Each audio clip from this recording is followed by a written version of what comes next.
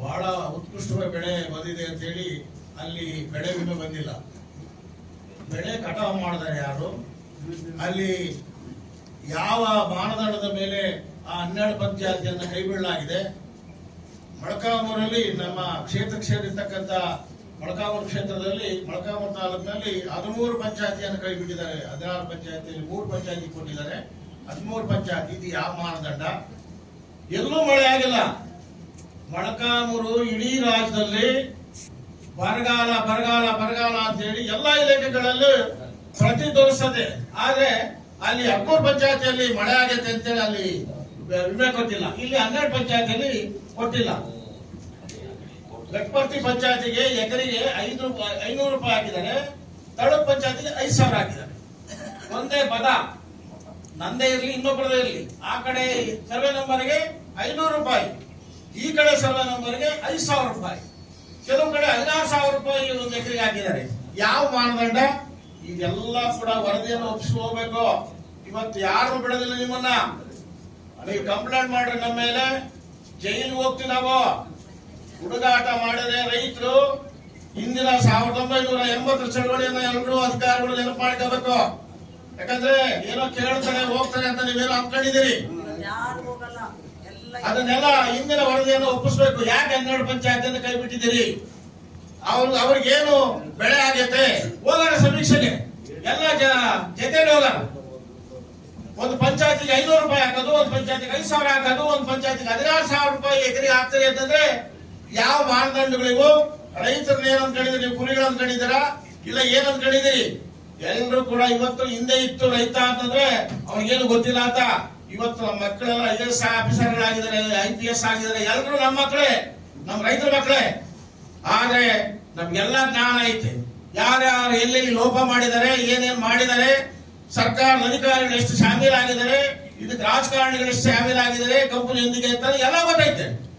ಆದ್ರೆ ಕೇಳಿಲ್ಲ ಅಷ್ಟೇ ಗಟ್ಟಿ ಧ್ವನಿಯಲ್ಲಿ. ಇವತ್ತೆಲ್ಲರೂ ಕೇಳ್ತೀವಿ, ಎಲ್ಲರೂ ಧ್ವನಿ ಎತ್ತೀವಿ. ಈಗ ಅದರಿಂದ ಎಲ್ಲ ಹಿಂದೆ ಯಾರು ಮಾಡಿದ್ರೆ ಅದನ್ನೆಲ್ಲ ವರದಿ ಒಪ್ಪಿಸ್ಬೇಕು. ಯಾಕೆ ಅಂತ ಕಾರಣ ಕೊಡ್ಬೇಕು. ಇವಾಗ ನನ್ನ ವಿಚಾರ ಬಹಳ ದುಗುಡವಾಗಿ ಕಾಣ್ತಾ ಇದೆ. ಯಾಕಂದ್ರೆ ನಾವೆಲ್ಲ ಯಾಕೆ ಬಂದಿದ್ದೀವಿ ಅಂದ್ರೆ, ಇವತ್ತಿನ ಈ ಸಭೆ ವಿಚಾರಗಳಲ್ಲಿ ಏನು ಕೃಷಿಗೆ ಪೂರಕವಾದಂತ, ಅಭಿವೃದ್ಧಿಗೆ ಪೂರಕವಾದಂತ ವ್ಯವಸ್ಥೆ ಒಳಗಡೆ ಏನಾದ್ರೂ ಆಗ್ಬಹುದಾಕೋ ಏನು? ಇವತ್ತು ರೈತ ಮಳೆ ಇಲ್ಲ, ಬೆಳೆ ಇಲ್ಲ, ಇವತ್ತು ನೆಲ ಕಚ್ಚಿದ ರೈತನ ಮೇಲೆತ್ತುವಂತ ಒಂದು ಅಭಿವೃದ್ಧಿ ಕ್ಷೇತ್ರ ಏನಾದ್ರೂ ಒಂದು ಅನುಕೂಲ ಆಗ್ಬಹುದು ಅನ್ನೋ ವಿಚಾರಗಳನ್ನ ಇಟ್ಕೊಂಡು ಬಂದಿರತಕ್ಕಂಥದ್ದು.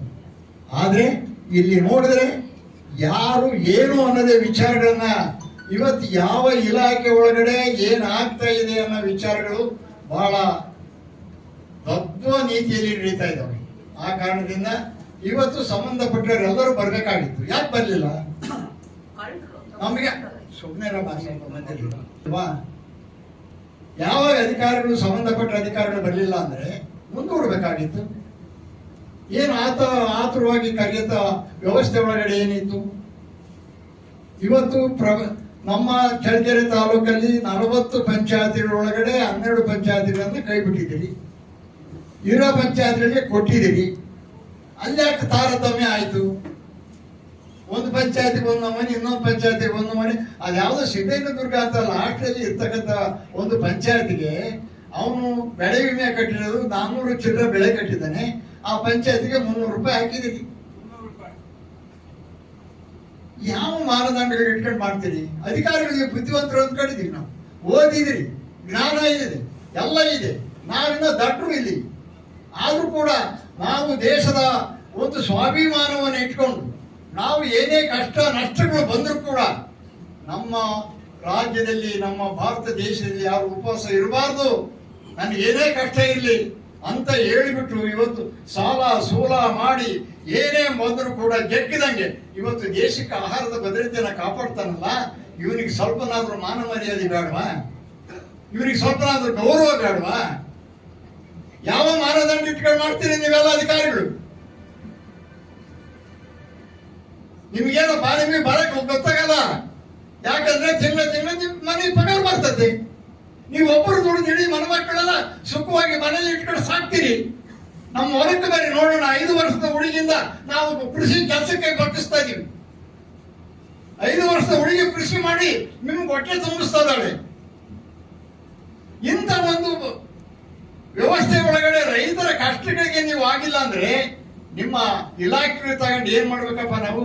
ಬೇಕಾ ನಮ್ಮ ಇಲಾಖೆ? ತೀರ ಹದಗೆಟ್ಟೋಗಿದೆ. ಯಾವ ಜಿಲ್ಲಾಧಿಕಾರಿಗಳು ಯಾವ ಸಭೆಗಳಿಗೂ ಬರ್ತಾ ಇಲ್ಲ. ರೈತರನ್ನು ಬಹಳಷ್ಟು ನಿರ್ಲಕ್ಷ್ಯ ಮಾಡ್ತಾ ಇದ್ದಾರೆ. ಯಾಕೆ? ಒಂದು ಜವಾಬ್ದಾರಿ ಕಾರ್ಯಕರ್ತರು ಸರ್ಕಾರದ ಸಂಪೂರ್ಣ ಜಿಲ್ಲೆಯ ಜವಾಬ್ದಾರಿಯನ್ನು ಹೊತ್ತಿರ್ತಕ್ಕಂಥ ಒಬ್ಬ DC ಆಯ್ದಂತವರು ಒಬ್ಬ ರೈತರ ಸಭೆಗಳಿಗೆ ಬಂದು ರೈತರ ಆಗುವ ಅವಾರ್ಡ್ನ ಕೇಳಿದ್ರೆ ಯಾವ ಸೀಮೆ DC ರವರು ಅಧಿಕಾರ ಅಂದ್ರೆ ಏನು ಅಂದ್ಕೊಂಡಿದ್ದೀರಿ? ಇಂಥ ಸಭೆ ಒಳಗಡೆ ಸುಳ್ಳುಗಳನ್ನಾಗಲಿ ಮತ್ತೊಂದಾಗಲಿ ನೀವು ಮಾಡೋದಾದ್ರೆ ಎಲ್ಲ ಅಧಿಕಾರಿಗಳು ಸ್ಪಷ್ಟವಾದ ಉತ್ತರಗಳನ್ನ ಕೊಡೋದಾದ್ರೆ ಮಾಡಿ. ಇಲ್ಲ ಅಂದ್ರೆ ಇಂಥ ಸಭೆಗಳನ್ನ ಕಾಟಾಚಾರದ ಸಭೆಗಳನ್ನ ಮಾಡಿ ರೈತರಿಗೆ ಮಂಕು ಬೂದಿ ಬಿಡಿಸಂತ ಕೆಲಸ ಮಾಡಬೇಡ್ರಿ.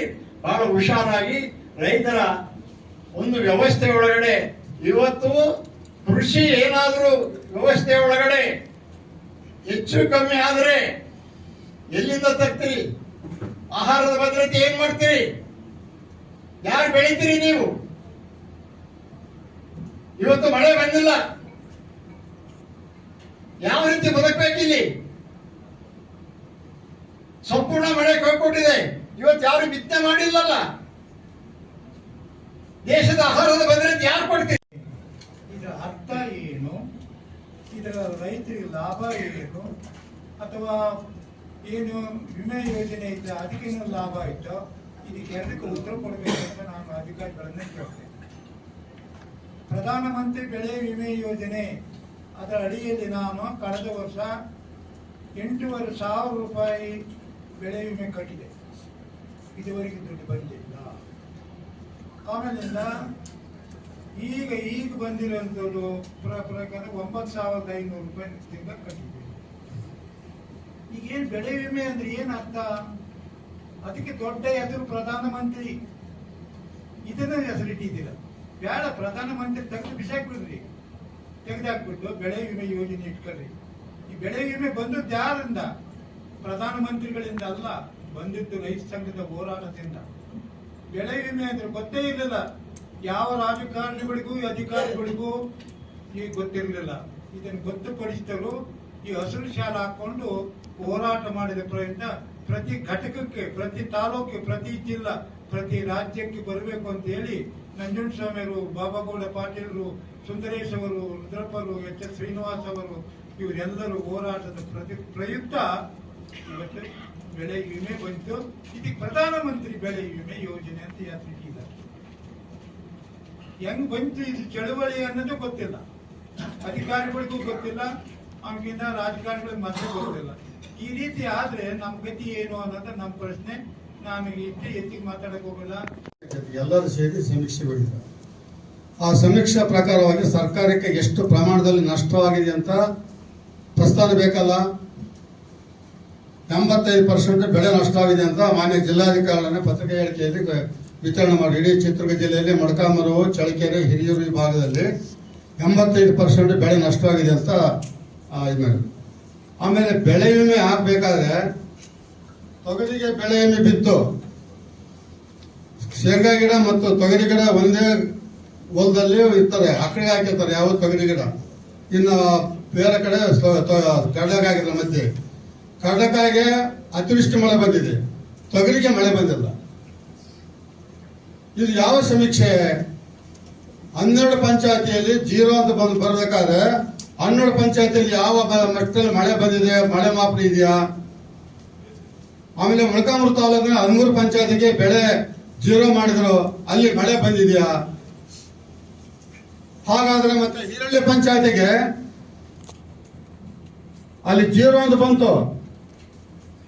ಮತ್ತೆ ರೈತರಿಗೆ ಬೆಳೆ ವಿಮೆ 1 ಎಕರೆಗೆ 17,000 ರೂಪಾಯಿ ಹಾಕಿದ್ರು, ಒಳ್ಳೆ ಕೆಲಸ ಆಯ್ತು. ಅದೇ 17,000 ರೂಪಾಯಿ ಎಲ್ಲ ಕಡೆ ಹಾಕ್ಬೇಕಾಯ್ತಲ್ಲ. ಜಿಲ್ಲಾಧಿಕಾರಿಗಳು JD ಅವ್ರು ಮಾಡಬೇಕು ಅಂತಿದ್ವಿ. ಇದು ನೀವು ಮುಂಜಾಗ್ರತೆ ಕ್ರಮವಾಗಿ ತರಬೇತಿ ಕಾರ್ಯಕ್ರಮ ಅಂತ ಇದು ಕಾರ್ಯಕ್ರಮ ಅಂತ ತಾವು ಹೇಳಿದ್ರಿ, ನಾವು ಬಂದಿದ್ದೀವಿ. ನಮ್ಮ ಸಮಸ್ಯೆ ಇಷ್ಟೇ, ನಮ್ಮ ಎಲ್ಲ ರೈತ ಬಂಧುಗಳು, ಎಲ್ಲ ರೈತ ಮುಖಂಡರುಗಳು ಒಂದೇ. ಎಲ್ಲ ರೈತರು ಪರವಾಗಿ ಹೋರಾಡೋದಕ್ಕೆ ನಾವೆಲ್ಲ ಬಣಗಳು ಬೇರೆ ಇರ್ಬೋದು, ಉದ್ದೇಶ ಒಂದೇ. ಈಗ ನಮ್ಮ ಸಮಸ್ಯೆ ಏನಾಗಿದೆ, ಕಳೆದ ಬಾರಿ ಕಡಲೆಕಾಯಿ ಕರೋನಾಗಿಂತ ಹೆಚ್ಚಿನ ಕಾಯಿಲೆ ಬಂದು ಕಡಲೆ ಗಿಡ ಒಣಗೋಗಿದ್ದಾವೆ ಅಂದರೆ ನವೆಂಬರ್ ಮತ್ತು ಅಕ್ಟೋಬರಲ್ಲಿ ನಾವು ಒಂದು 5,000 ಜನ ಸೇರಿ ಚಳವಳಿ ಮಾಡಿದ್ವಿ. ಆವತ್ತಕ್ಕೂ ಜಿಲ್ಲಾಧಿಕಾರಿಗಳು ಬರಲಿಲ್ಲ.